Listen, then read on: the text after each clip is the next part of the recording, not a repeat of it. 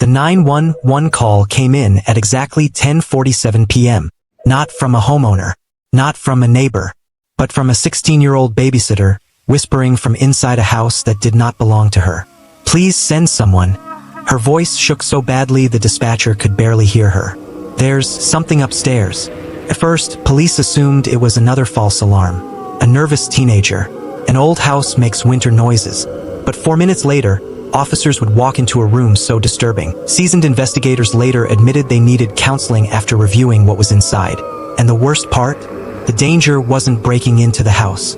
It had been living there for years. Upper Arlington, Ohio. Quiet streets. Expensive homes. Good schools. The kind of neighborhood where people still waved at each other from their driveways. And sitting near the center of Cheswick Drive was the Holloway home. For bedrooms, white shutters, perfect lawn. The kind of house that looked like it belonged on a Christmas card. Marcus Holloway was 41, a respected property attorney with connections across Columbus. His wife, Diane, ran a nonprofit focused on children's literacy programs. To everyone around them, they represented stability, success, trust. Neighbors described them the same way every time investigators asked. Kind, generous, normal, and maybe that was the most terrifying part. Because monsters rarely introduce themselves as monsters. Sometimes they show up carrying donation boxes and smiling at PTA meetings. The Holloways had 3 children, Tyler, Emma, and little Lily, the youngest. Every Friday night, Marcus and Diane went out together. Date nights. At least, that's what everyone believed. For 8 months, the Holloways trusted one babysitter more than anyone else. Kayla Marsh, 16 years old, straight A student, quiet, responsible. She lived only 2 streets away. And over time, the Holloway kids became attached to her, especially Lily. Every Friday, Lily greeted Kayla the same way, with a drawing, sometimes flowers, sometimes stick figures, sometimes there are pictures of the whole family. Kayla kept most of them in a folder at home, because to her, the Holloways didn't feel dangerous. They felt safe. On February 4th, 2020, Marcus and Diane left the house around 9:15 p.m. for a charity dinner downtown. Nothing seemed unusual. Tyler stayed in his room playing video games. Emma read quietly in bed. Lily fell asleep on the couch before 10. Everything about the night felt ordinary, until Kayla heard it. First, it sounded faint. A low rhythmic noise, almost mechanical. Kayla looked toward the staircase. She tried to ignore it. Old houses make sounds. Pipes shift. Furnaces kick on. That's what she told herself. Then it started again. Longer this time. She later told investigators that something about it felt wrong from the start. Not loud. Not violent. Just wrong. And suddenly she remembered something she had stopped noticing months earlier. The locked door upstairs. In 8 months of babysitting there, Kayla had only gone upstairs twice. But every single time, she noticed the same thing.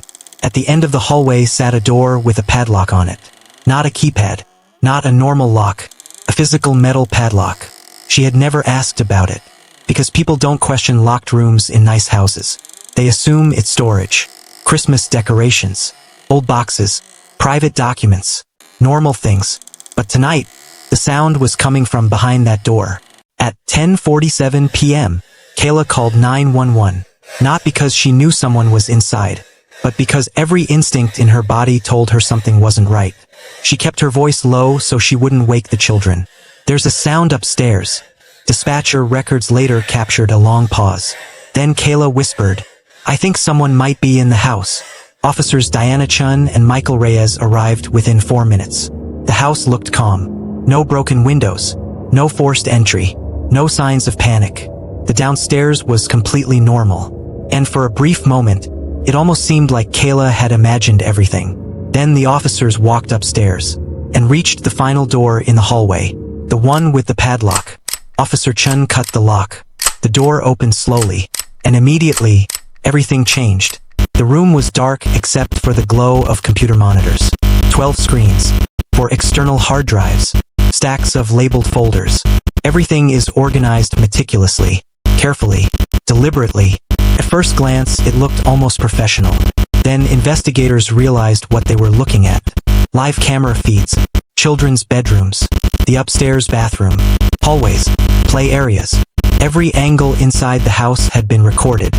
For years, including every babysitter who had ever worked there, including Kayla. The police reports later described the room with one chilling phrase: a surveillance archive. Hundreds of hours of footage, categorized by date, sorted by person, and hidden behind a locked door inside a home no one had ever questioned. And investigators initially believed they knew exactly who was responsible. One man, one secret life.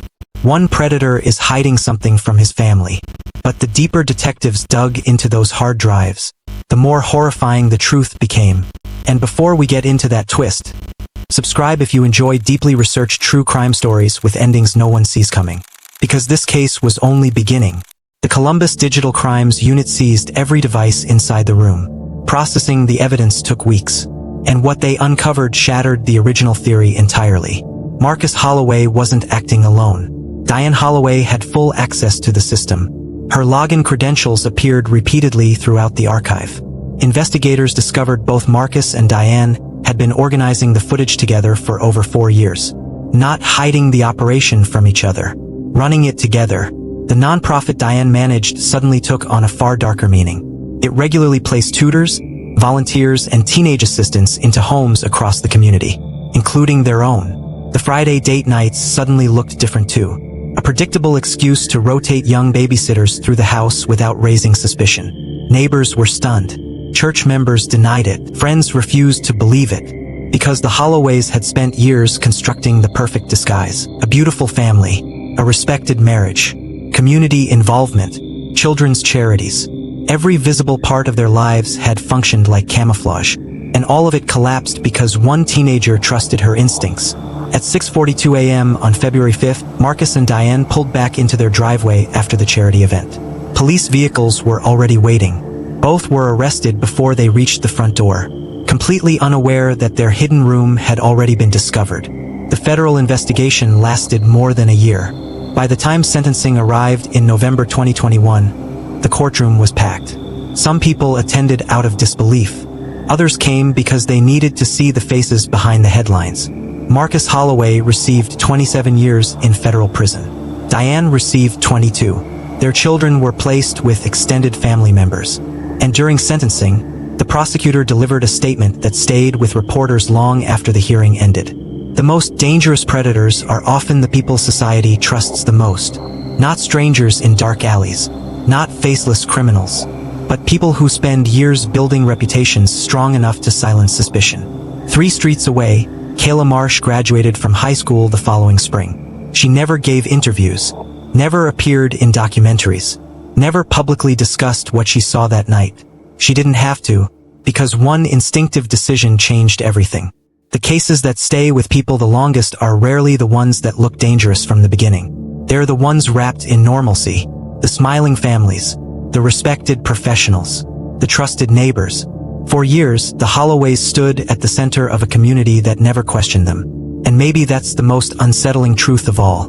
Evil does not always hide in darkness. Sometimes it hides behind manicured lawns, charity dinners, and perfectly rehearsed smiles. And on one February night in Ohio, a 16-year-old babysitter heard something she could have ignored. A sound, a feeling, a tiny instinct telling her something wasn't right. So she made a call she wasn't even sure mattered. And that single decision opened a locked door that had stayed closed for years. What do you think? Could something like this happen in any neighborhood? Or do we trust appearances far more than we should? Let me know in the comments. And if you enjoyed the story, subscribe for more true crime cases with shocking twists and hidden truths.